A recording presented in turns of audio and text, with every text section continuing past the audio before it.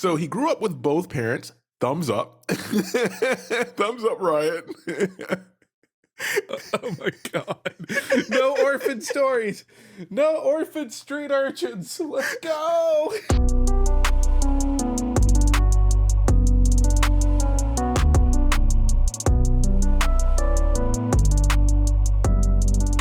Oh, well, I already started it. Welcome to Casuals of Runeterra, episode 107.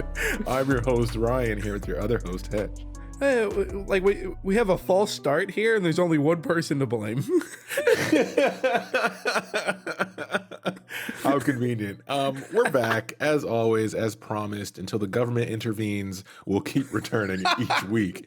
Housekeeping up top. You can listen to us everywhere. Email us at podcastcore@gmail.com. Visit us at podcastcore.com for all of our info. Remember, that's podcast COR. And then follow us on all the platforms because that helps. And leave a like and comment. We appreciate it. But the easiest way how we've made it this far is by telling a friend to understand why Wu-Tang Clan ain't nothing to fuck with by listening to the Casuals of Runeterra podcast. I was going to steal that quote if you weren't going to use it, so I'm a little jealous. It's too easy. Yeah. We've been waiting years to use that one. A long time. A very long time. And we're going to keep using it because, like you said, until the government intervenes. So the ball's in your court now, Biden. This is Biden's Runeterra. So start us off. We're talking about Enter the Wu-Tang. We're finally talking about Master Yi, which came out in the game not too long ago. And we've been excited since then, but obviously we had to find the right place for it to fit, right? There's been a lot of champions that recently came out that we've been excited to talk about. So we had to pick and choose. So Master Yi kind of went to the caboose, and honestly, I'm still excited. Like, let's go. Like, it's a fun time to be a League of Legends fan right now. Mm-hmm. Yeah. But of course, we're not going to be talking about him right away. We got to talk about the cards that go along with him. And as we always do, we're going to start with a spell. And as Hetch loves to do, he's going to ruin it and not even use a spell. So the card I'm going to talk about is going to be the Soul Sword. All right. So with the release of Master Yi, which was also paired with characters like Jax and Varus, Varus, Ornn, which we talked about Ornn already. We haven't gotten to Jax yet, but we're looking forward to him. But with that release, we got equipments.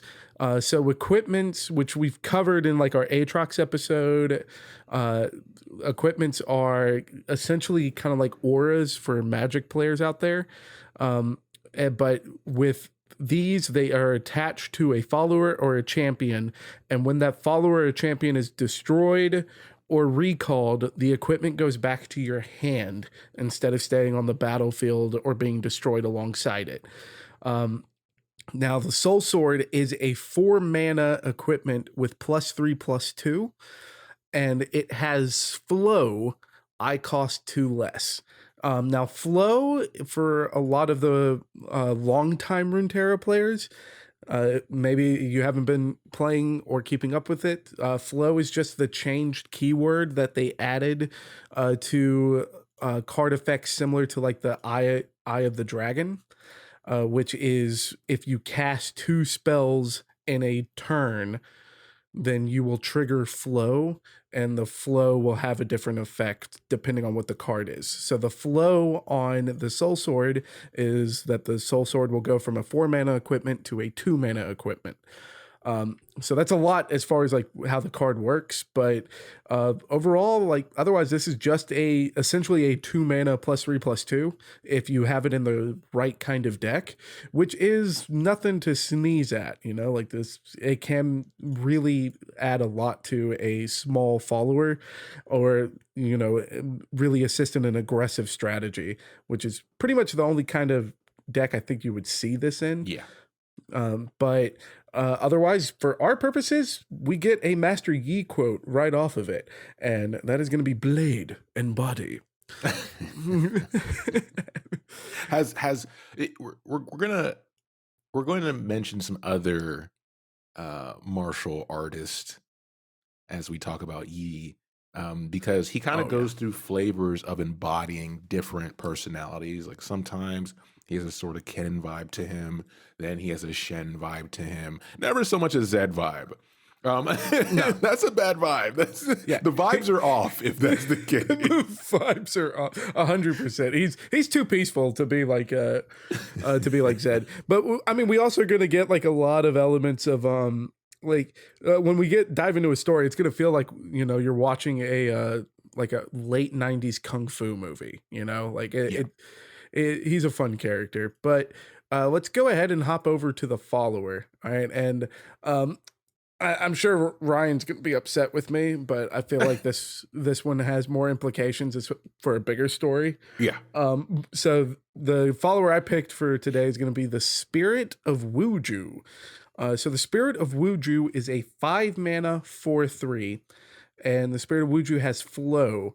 I cost 2 less. When I'm summoned, draw a spell. So as far as like the kind of decks that you would want to be playing with like these flow mechanics, like they're going to be spell heavy. So the fact that you could potentially have a 3 mana 4/3 that also acts as a cantrip that feeds into the flow mechanic, like this card has a lot of potential to being a really good card, but it is very narrow, right? Like this is something that you're only going to want to be playing if you're kind of playing into the flow mechanic. Yeah, because one additional thing is that spell mana can be banked, right? So you kind of want to play into, if you're playing this card, you want to be using it fully. It's not a splash type situation. Yeah, 100%. Like you got to be using it fully. But one of the reasons that I did want to talk about this card is that we get a very substantial quote here. So the quote on this one is, Master Doran believed each eye of the Spirit of Wuju offered unique insight into a person's being. But try as I might, all of my helm's lenses can behold are different shades of green. What am I missing? And this is a quote from Louis, disciple of Doran, which this is already kind of cool because for longtime League of Legends fans, the name Doran is going to ring some bells. Oh, no, he did not. Let's go, baby! The pun master strikes again. I always think I could one up you, but it's just like it's not happening. I just love it because I always get angry about the puns, and then like my go-to method is just to be more punny. But yeah, of course, like Doran has a huge place within the lore of all of the League of Legends and Legends of Runeterra. So the Doran is a very big character, and then this is a quote directly from one of his disciples. But we also get that there is a purpose to the look of Master Yi, which we find out is more of the look of all the Wuju, as well as them trying to be more like the spirit of the Wuju, which we're going to get more into as far as when we talk about Master Yi. But this card, especially with the quote, just has a lot of building around the culture of Wuju and the culture that Master Yi came from. Exactly. So let's talk about that culture in his bio. So Yi is from the village of Wuju, and Wuju is hidden away in the mountains of Barl, a name we've said before, but I can't remember when because we've done over 100 episodes. So Yeah. I just remember saying Barl at least once. You can let us know. Yeah. Hey, and this is still our show, so even if we said it differently, this is how we're saying it now, and it's canon. Like it's just that's how this show works. So he grew up with both parents. Thumbs up. Thumbs up, Ryan. Oh my God. No orphan stories. No orphan street urchins. Let's go. So both parents and his parents were both swordsmiths. And he ends up training, mostly sparring in his early age with his mother, before formally joining under some of the Wuju masters to learn the complete art. And he excels. He excels and he becomes known in around this village, a very small village, as Young Master Yi. And I think it's really impressive, not only that we're not following a street urchin orphan, but it is really impressive that, like, we're, like I mentioned before, this is going to be kind of like a old fashioned kung fu movie kind of deal. But from a young age, like this, like Master Yi was known as just being a prodigy, like they, and it wasn't. But we don't get like that we don't get that audience feeling of just being dropped into it like really late, right? Like they're building it up of like he worked for this. He sparred with his mom daily and he recited poetry with his dad daily. So he was already doing everything that they were doing at these schools long before he had the opportunity to actually go there. Yeah. Yeah. Good homeschooling for once. Oh God, what's that like? So during this training, he becomes curious about the rest of Ionia because remember, this is a secluded area. And since Wuju and its people were so isolated from everything, it sucks because that's kind of imbued in the art itself. His mentors push back on that curiosity without hesitation, and he respects that because once again, Wuju's founded on the concepts of the art being too precious to share and use in actual combat. So there's certain martial arts in the real world that are more for practice and more for peace, as far as peace of mind and kind of link into other aspects of life.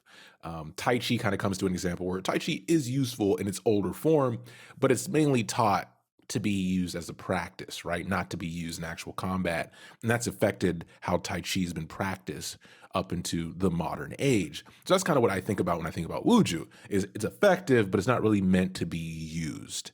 And Yi respects this wish, right, initially until, as always, that one day where he starts to see conflict occurring in the distance. Remember, they're at the top of a mountain, so they can kind of see the landscape. And this is when the Noxian warbands start conquering settlements from the coast. And I feel like we've said this multiple times by now, so let's just get this out of the way real quick. If you want more on the Noxian conflict, you could listen to episodes like Irelia, Karma, Swain, Darius. There's a whole list. We cover Yeah. it, and we're gonna touch on some different points here, which makes it a little more interesting. But yeah, okay. The Noxians arrive.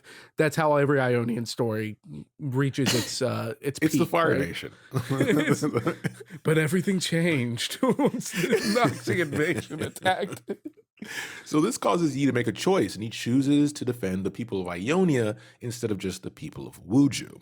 So he heads into the conflict and devastates the opposition because remember, no one really knows what Wuju is because they keep it so secluded and it's effective. And this starts to gain him recognition in a bad way across Ionia because at this point you have Noxians everywhere. It's not just, they're coming from the coast, but they're starting to spread out.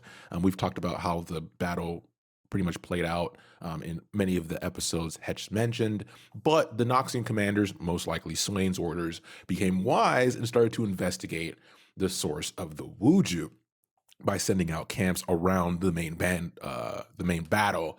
And after one of these groups finds the village, they attack it without mercy and burn everything to the ground in a single night. And at this point, Yi is not cognizant of this happening.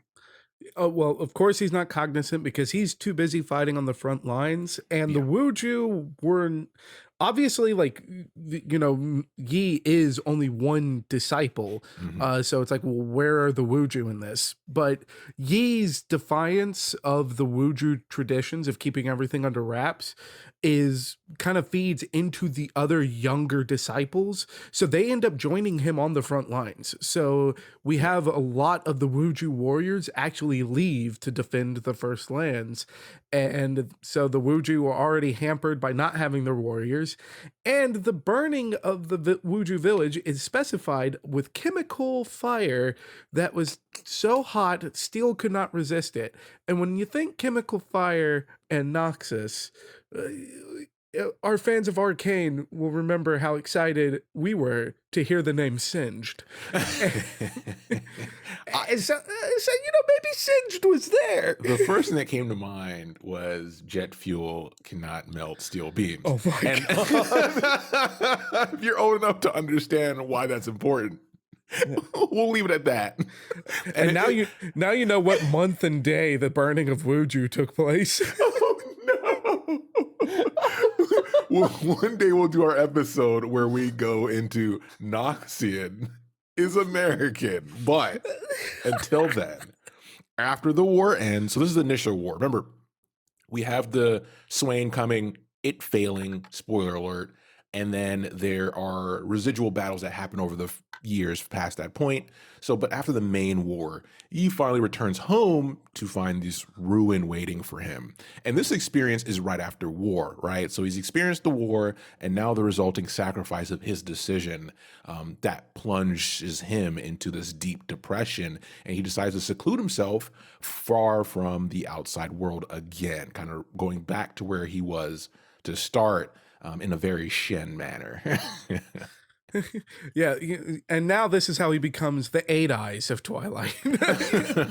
No, kidding. But yeah, like with his return, like this is how he first learns of the actual destruction of the Wuju, and to really kind of home in just how deep this depression is. We have to remember that the Wuju principles are built upon the preservation of the style while also not using it as a martial prowess.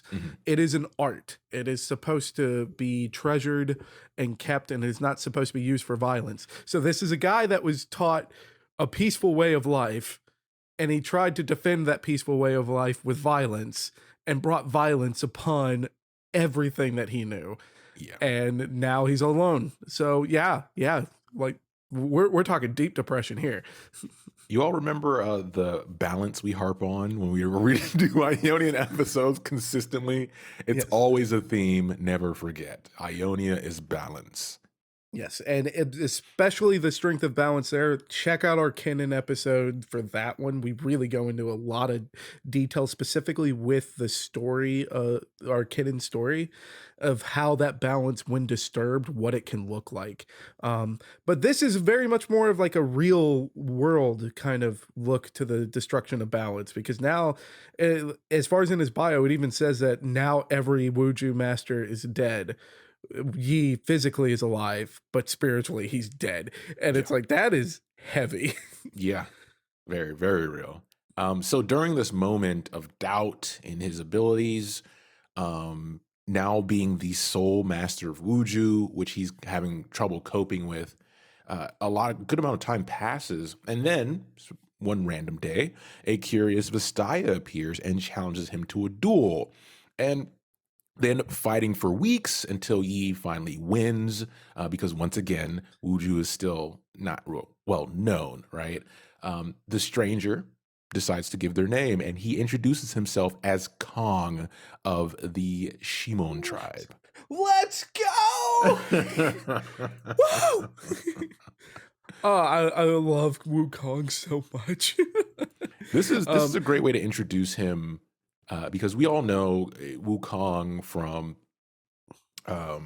Chinese lore, and his origin being Son Goku kind of thing. And there's been so many iterations of him, and the way they introduce him here as a Vastaya is a great way to take some existing lore and kind of finagle it in a cool way because of his interaction here with Yi at his lowest point. Because the personality traits of Wukong from all those stories, they still keep that, right? Very exciting, very adventurous, very rambunctious. Yeah, which is also very fun that he gets paired up with Master Yi, because that's very much not Master Yi. I mean, as far as like if you want to compare him to maybe other Wuju, like he could technically be the more rambunctious of the Wuju, but it's still a very meditative people. So then you have like this hyperactive Goku-esque character being like, hey, what's that? Hey, how'd you do that? It's like we mentioned in our episode where we talked about the group of ninjas and how Akali being so enamored with Shen is an awkward thing, right? Because you couldn't see her as an Eye of Twilight. And the same thing applies here, where it's like Wukong in doing Wuju? I don't know. I don't see that. I do not see that Vestiam sitting still for 10 seconds, let alone actually meditating. And this is a good time to shout out our boy Edward Santangelo and his interaction with a race of Vestaya early on that's very similar to Wukong, and the behavior and mannerisms are very similar to Wukong. You get a little tie back there. More loosely, that's us just doing the research. That's us doing the research while also, Riot, give us a card. Like, give us an Edward something. Give us an Edward card already. And make it a tutor card, God damn it, so that it's played in everything. Yes, it'd be like one of the like Runeterra cards. Yeah. Instead of it being with the like a Piltover region or something, it's just no. As long as you have this effect in your deck, you can play him anywhere. Let's go. So at this point, Kong's like, this guy's dope. He begs Yi to train him, and Yi doesn't push back much. He agrees. He's not really doing anything else, and Yi thinks, because Kong is reckless but determined, this makes him a good candidate to be able to mold in the ways of Wuju. So this not only improves Kong's prowess at this point, it pulls Yi out of his secluded depression to find purpose again. And there you have this little, once again, balance, right? Kong's introducing balance back into his life. And Yi gives Kong an enchanted staff at the end of this training montage we have as an honorific sign and his vow. And now, knowing the ways of Wuju, the person we knew as Kong, or the Vestaya we knew as Kong, is now known as Wukong, who we obviously know. And no longer isolated, Yi decides not only to continue to train him, but to travel alongside him as he starts to go on his adventure through the First Lands, and he fully embraces the title finally as Master. Yeah. And that choice to travel alongside Wukong is also in part that he learns with being pulled out of that depression through Wukong's training. He realizes that, he is trying to preserve still the Wuju, the ways of the Wuju, and then it's that realization that he can't do that alone, right? Like he has to be able to pass that on. And it's not until he truly feels Wukong as his, feels that relationship of apprentice and master. It's not until then that he realizes, oh wow, yeah, no, I can't keep this to myself. Like, if this is going to survive, it has to go to other people. So it's a nice way as far as kind of tying a bow onto that biography, and because from there on it's like, it opens the doors to the adventures of Master Yi and Wukong, which hell yeah, give me that. The unexpected duo. But yeah, so now we go to the card, and the card, as it's implemented, worked very well. Like Hetch mentioned, we had the ability flow before the keyword, and Yi coming in kind of introduced them, solidifying that. So he fit into an archetype well. And originally he was very broken, but that time's passed. He's been fixed. But card-wise, he's a 3-cost 2/3 with quick attack because he's a champion.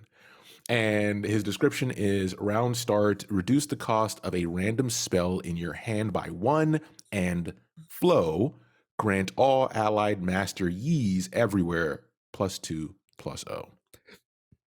Oh boy.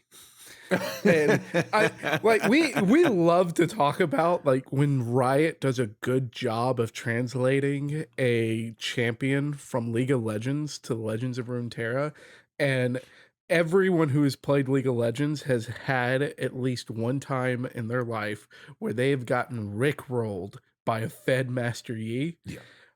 And yeah, the whole idea of giving Master Yis everywhere +2/+0, and there's not a cap on that. Yeah, that feels right. That feels right. But we always boy, talk is about, it scary. Yeah, we always talk about how powerful granting anything is, right? Because it's permanent.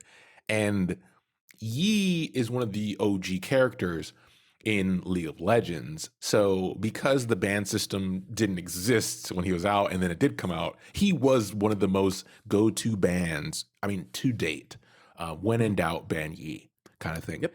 To the point where, after his redesign, banned still. It's just his play style is so oppressive for or lower experienced players. Yeah, I'm sure that like for many people, like you've heard before or you've told a friend, like yeah, like once you get to the point where you can start drafting, just ban Yi. It's like they're like Yi, Blitzcrank. Like there's just some characters that are just always a safe ban at the lower ranks Yeah. because it's like yeah, like it's not that they're broken, it's just that you don't know what to do yet. Yeah. Pub And stomping. it's hard to explain what to do. But yeah, so the card like Master Yi's level up is that allied Master Yi's have done 12 plus damage. Which I mean, if you're not triggering flow, that means Master Yi's hit 6 times. But who are we kidding? We know you're hitting flow. So who knows? It may just be like 2 hits. And then when he flips, he's a 3/4 with quick attack. On the attack, I immediately strike the weakest enemy. And then the round start, still reduce a random spell by 1 and the same flow effect. Yeah. So yeah, no, when he flips, it's game over. All right, like just go ahead, concede unless unless you have the attack token and you can kill the Master Yi player on that turn, it's game over if he's flipped. When he gets in the flow of things, it gets bad, baby. It gets really bad. So this is one of those cards that because we're here for the lore, right? So this is a bit of a jump in time frame, and obviously we have the Yi story to talk about in another episode. But this one moves to the future adventures of Yi, and specifically his focus on tracking down darkened weapons and interacting with darkened weapon wielders. So for the quote here, on the front side we have, Master Yi's mind drifted to the darkened weapon ever since its discovery. He'd been troubled by the terrible sense of foreboding. Some of his students had taken a keen interest, too keen, so he had the curved blades placed under guard deep within the temple. With some effort, he pushed those thoughts from his mind and continued his meditation, passing on the teachings of Wuju was all that mattered, and June, which is a card we'll talk about later, showed great promise. So June's just another disciple of his. Yeah, and the June is one of the reasons I said that Ryan's gonna get mad at me for my card selection. But yeah, like we talked about it in our Aatrox episode. So the Darkin weapons. If you haven't listened to that episode, I'm gonna spoil something I've said there before. Okay, there was your second. If there's a living weapon, don't touch it. Don't touch it. All right, Master Yi. We just went over his bio. His bio like started long before the war, and then his involvement in the war. And this quote is, a good time has passed since that war. At no point was darkened weapons mentioned, so it's not like he was experienced in this. Yeah, but he saw a living weapon and he didn't touch it. And in fact, he put it somewhere where no one else could touch it. It's like a hot stove. You just know. You just understand. There are rules, man. So on the flip side of this card, we have a continuation that says, from the corner of his eye, Yi saw a flash of steel and heard the unmistakable thud of a lifeless body. Could it have been her, referring to June? How could he have failed his pupil so utterly? They were untrained and unprepared, but he was a master of Wuju, and neither shame nor shadow would win the day. And in the art for this, on his flip side, it's him fighting our boy. Oh, our boy, good old Kane. Which, if you haven't listened to the Kane episode yet, go check it out. That was a really fun story to cover. So we actually have 2 episodes with Kane out, so definitely check that out. But yeah, also just to open the art as far as for like fighting this fight with Yi and Kane. Because the art is gorgeous. Like, this is just beautiful. And it's absolutely everything that we would want if these two were to clash, head to head. So it's worthwhile. But I am looking forward to diving deeper into his story so we can talk more about, like, June and Yi and how in the world he runs into all these Darkin.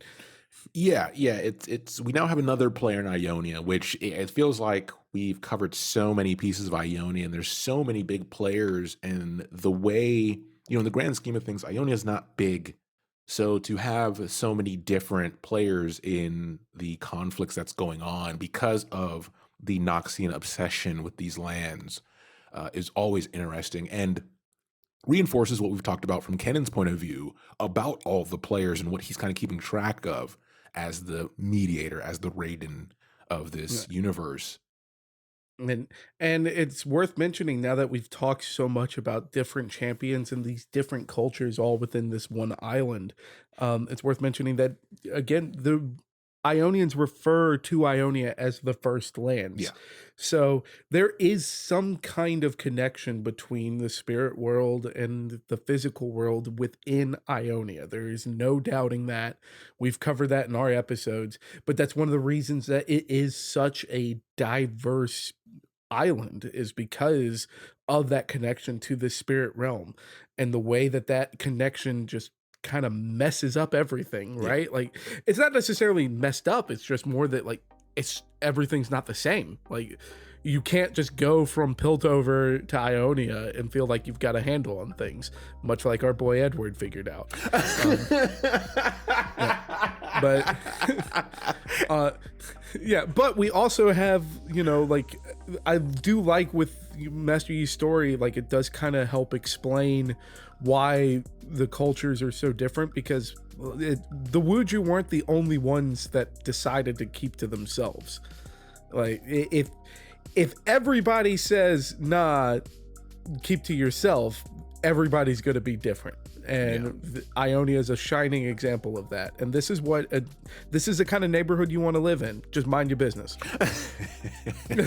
And with that public service announcement, as always, thanks for listening. And we'll be back soon with the next episode. Take care, everybody.